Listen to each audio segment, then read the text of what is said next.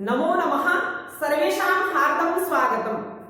अद्य वयं समासप्रकरणे विग्रहवाक्यविषये किञ्चित् आलोचयामः। तर्हि विग्रहवाक्यस्य पूर्वम् अस्माभिः वृत्तिविषये ज्ञानं प्राप्तव्यमस्ति। केयं वृत्तिः? वृत्तिः नाम किम्? परार्थाभिधानं वृत्तिः। प्रथममस्ति वृत्तिः। तर्हि व्याकरणे पञ्चवृत्तयः सन्ति। कृत्, तद्धित्, समास, एकशेष, सनाद्यन्त इति पञ्चवृत्तयः सन्ति। समासः अपि एका वृत्तिः अस्ति। तर्हि वृत्तिः नाम परार्थाभिधानं वृत्तिः। परस्य अर्थः परार्थः, परार्थस्य अभिधानम्, अभिधानं नाम कथनं वृत्तिः इति उच्यते। इदानीं पश्यतु, राज्ञः पुरुषः। तर्हि राज्ञः पुरुषः इत्यत्र राजपुरुषः इति समासः भवति। तर्हि राजपुरुषः इति वदामि, राजपुरुषः राजा वा? न। केवलं पुरुषः वा? न। तर्हि राजपुरुषः इत्यस्य कः अर्थः? राजसम्बन्धी पुरुषविशेषः, नाम यः पुरुषः राज्ञा सह सम्बन्धितः अस्ति। तर्हि राजसम्बन्धी पुरुषः राजा अपि नास्ति, केवलं पुरुषः अपि नास्ति, अन्यः कश्चन अस्ति, सः परः भवति, न तु निजः। तर्हि निजस्य अभिधानं न भवति अत्र, परार्थस्य अभिधानं। परस्य न, परस्य अर्थः परार्थः, परार्थस्य अभिधानं परार्थाभिधानं किं? वृत्तिः। तर्हि परीक्षायां प्रश्नः आगमिष्यति, परार्थाभिधानं नाम वृत्तिः। तर्हि व्याकरणे कति वृत्तयः सन्ति? पञ्चवृत्तयः सन्ति। किं किं? कृत्वृत्तिः, तद्धितवृत्तिः, एकशेषवृत्तिः, समासवृत्तिः, सनाद्यन्तवृत्तिः। तर्हि मया तत्र वृत्तीनां विषये पूर्वस्यां कक्षायां सूचना दत्ता अस्ति। अहं तत्र लिंक प्रेषयामि, भवन्तः द्रष्टुम् अर्हन्ति। डिस्क्रिप्शन् मध्ये अहं लिंक ददामि, पञ्चवृत्तयः इति। तर्हि अद्यतनः विषयः अस्ति विग्रहवाक्यं। विग्रहः नाम किं? नाम इदानीम् एकं समस्तपदम् अस्ति, ततः पूर्वम् अस्माभिः विग्रहवाक्यम् उच्यते। तर्हि विग्रहवाक्यस्य लक्षणं किं? किं नाम विग्रहवाक्यं? वृत्त्यर्थाबोधकं वाक्यं विग्रहवाक्यं। वृत्तिः नाम परार्थाभिधानं वृत्तिः, जो दूसरों के अर्थ को ज्ञापित करती है उसको वृत्ति कहते हैं, और वृत्ति के अर्थ को कहने वाले को विग्रह वाक्य कहा जाता है। वृत्त्यर्थ अवबोधकं वाक्यं। तर्हि इदानीं राजपुरुषः इत्यत्र का वृत्तिः अस्ति? राजपुरुषः इति पदे वृत्तिः का? समासवृत्तिः। तर्हि अत्र एतस्याः वृत्तेः अर्थः राजसम्बन्धी पुरुषः, परन्तु राजपुरुषः इत्यस्य कः अर्थः? तन्निमित्तम् एकं वाक्यं भवति, वृत्तेः अर्थं बोधयति तद्वाक्यं, वृत्ति के अर्थ को समझाती है, उसको हम विग्रह वाक्य कहेंगे। वाक्य समझाता है तो वृत्त्यर्थावबोधकं वाक्यं किं? विग्रह वाक्यं। वृत्तिः भिन्ना, विग्रह वाक्यं भिन्ना। इदानीं रामपुत्रः, रामपुत्रः इत्यत्र किमस्ति? समासवृत्तिः, परन्तु एतस्य कः अर्थः? अस्याः वृत्तेः अर्थः रामस्य पुत्रः। तर्हि रामपुत्रः इत्यस्य विग्रहवाक्यं किं भवति? रामस्य पुत्रः। तर्हि रामस्य पुत्रः रामपुत्रः। तर्हि रामस्य पुत्रः इति एतद् वाक्यं विग्रहवाक्यं भवति। किमर्थम्? एतत् वाक्यं वृत्तेः अर्थं बोधयति। तर्हि यत् वाक्यं वृत्तेः अर्थं बोधयति तद्वाक्यं किं? विग्रहवाक्यम् इति कथयामः। तर्हि विग्रहवाक्यस्य लक्षणं किं? लिखन्तु। वृत्त्यर्थ अवबोधकम्। वृत्त्यर्थावबोधकं वाक्यं विग्रहवाक्यं तच्च द्विविधं सामान्यतया अस्माभिः द्विविधम् उच्यते। एकः विभागः अस्ति लौकिकम् अलौकिकम्, अन्यत् अस्ति स्वपद विग्रह अस्वपद विग्रह। तर्हि प्रथमं वयं विग्रहवाक्यस्य लौकिकम् अलौकिकत्वेन विभागं पश्यामः। तो आपको अभी दिखाई दे रहा है, यहाँ एक डायग्राम मैंने बनाया है, आपको दिखाई देगा। तो विग्रह वाक्य जो है दो प्रकार के होते हैं, एक तो लौकिक है और एक अलौकिक है। तर्हि लौकिकं नाम किम, अलौकिकं नाम किम?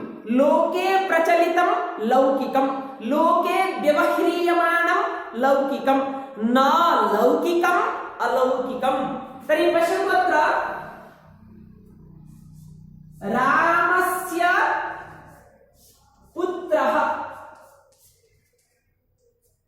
एतदपि विग्रहवाक्यम्। एतस्य समस्तपदं किं? रामपुत्रः। रामपुत्रः इति समस्तपदम्। किञ्चित् अवधानेन शृण्वन्तु। अत्र रामपुत्रः इति समस्तपदम्, अत्र वृत्तिः समासवृत्तिः, तस्याः वृत्तेः अर्थस्य अवबोधकं वाक्यं किं? विग्रहवाक्यं रामस्य पुत्रः। तर्हि रामस्य पुत्रः इति लिखामः चेत् एतद् विग्रहवाक्यं लौकिकं भवति। अलौकिकं कथं? प्रकृति प्रत्ययं विच्छेद्य यदि उच्यते। तर्हि रामस्य इत्यत्र का विभक्ति? षष्ठी विभक्ति। मूल शब्दः राम प्रातिपदिक। तर्हि राम षष्ठी विभक्तौ प्रत्ययः कः? एकवचने सु औजस् अम् औत्सष्टाभ्यां भिस् ङेभ्यां भ्यस् ङसिभ्यां भ्यस् ङस्। तर्हि रामङ्गस् पुत्रः इत्यत्र प्रथमा विभक्ति। तर्हि पुत्र सु, प्रथमा विभक्ति एकवचने किं? सु। एतत् बहु सरलम् अस्ति। 21 सुप्रत्ययाः स्मरणीयाः अलौकिक विग्रह लेखनाय। यदि 21 प्रत्ययाः स्मृताः तर्हि अलौकिक विग्रह लेखने सारल्यं भवति। तर्हि अत्र रामङ्गस् पुत्रसु इति एतत् भवति अलौकिक विग्रहम्।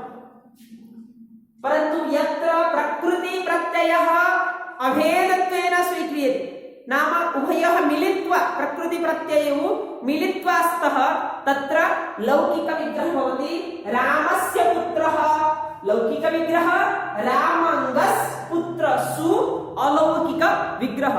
कानिचन उदाहरणानि पश्यामः। यथा इदानीं पश्यतु, संकुलया खण्डः, तृतीया तत्पुरुषे आगच्छति संकुलया खण्डः। तर्हि संकुलया खण्डः तृतीया तत्पुरुष भवति। तर्हि संकुलया खण्डः इत्यस्य समस्तपदं किं? संकुलाखण्डः।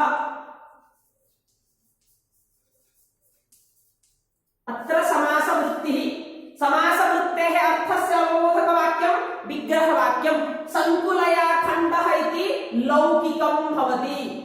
एतत् लौकिकम्। अत्र प्रकृति प्रत्यय मिलित्वा स्तः। अत्र इदानीं संकुलया, छुरिका छुरिकया, मालिका मालिकया, संकुला संकुलया। तर्हि संकुला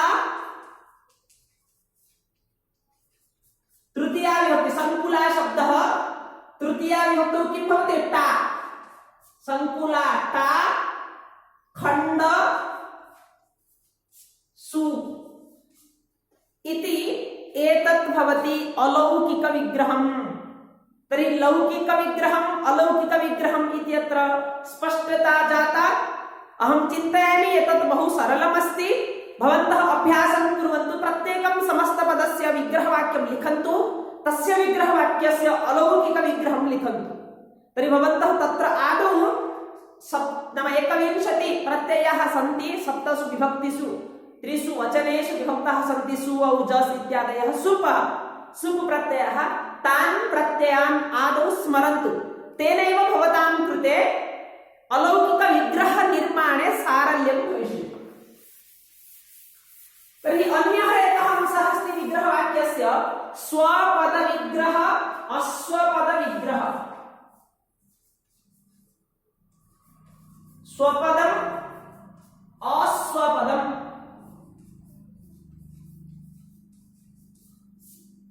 तर्हि इदानीं विग्रहवाक्यस्य स्वपदम अश्वपदम कथं? स्व नाम किं? यथा वदामः स्वदेशः, स्वस्य देशः, स्वदेशः। स्व नाम निज, निजस्य। अश्व नाम न स्वपदम अश्वपदम। तर्हि यदि स्वस्य समस्तपदे विद्यमानानि पदानि विग्रहवाक्ये सन्ति तत् स्वपद विग्रहः भवति। यदि अन्यः कश्चन शब्दः आगच्छति तत्र अश्वपद विग्रहः भवति। इदानीं पश्यतु, हरौ इति, हरौ इति अत्र सप्तमी अस्ति, अथवा कृष्णस्य समीपम्, कृष्णस्य समीपम् इत्यत्र समस्तपदं किं भवति? उपकृष्णम्। हरौ इति अधिहरि। तर्हि कृष्णस्य समीपम् इत्यत्र उपकृष्णं समस्तपदम्, अत्र समासवृत्ति। तर्हि उपकृष्णम् इत्यत्र उप एकं पदं, कृष्णम् इति द्वितीयं पदं, समीप अर्थे उप अस्ति। किं विग्रहवाक्ये उप अस्ति वा? नास्ति। विग्रहवाक्ये इदानीम् उप अस्ति वा? नास्ति। तत्र समीपार्थः गृहीतः, कृष्णस्य समीपम् इति उच्यते। तर्हि समस्तपदे विद्यमानं पदं विग्रहवाक्ये नास्ति, तर्हि तत्र किं भवति? अश्वपद विग्रह। अगर समस्त पद में जो पद है विग्रह वाक्य में नहीं होंगे तो हम उसको अश्वपद विग्रह कहेंगे। और स्वपद विग्रह नाम किम? यदि समस्त पदे विद्यमानानि पदानि विग्रह वाक्येषु दृश्यन्ते तर्हि तद् भवति स्वपद विग्रह। इदानीं पश्यतु, रामस्य पुत्रः, रामस्य पुत्रः इति विग्रहवाक्यम्। एतस्य समासः किं भवति? रामपुत्रः। समासः नाम अन्यत् किमपि नास्ति, उभयोः पदयोः मेलनं समासः।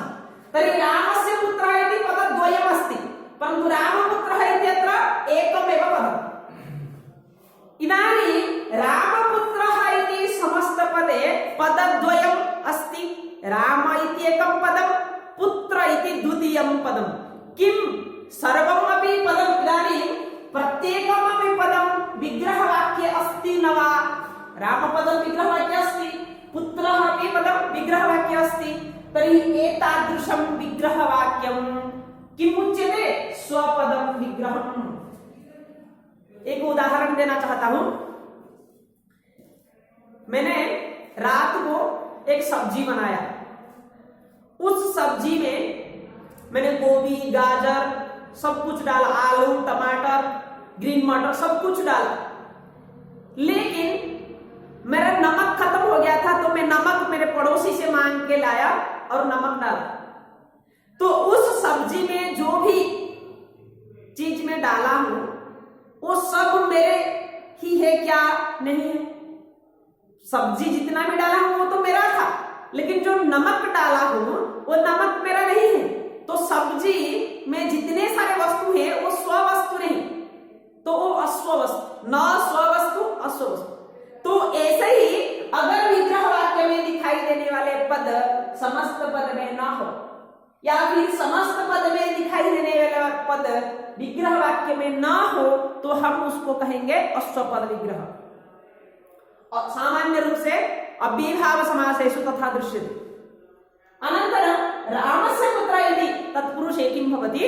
प्रत्येकमपि पदं समस्तपदे अस्ति, तदेव पदं यदि विग्रहवाक्ये अस्ति तर्हि तद्भवति स्वपद विग्रह।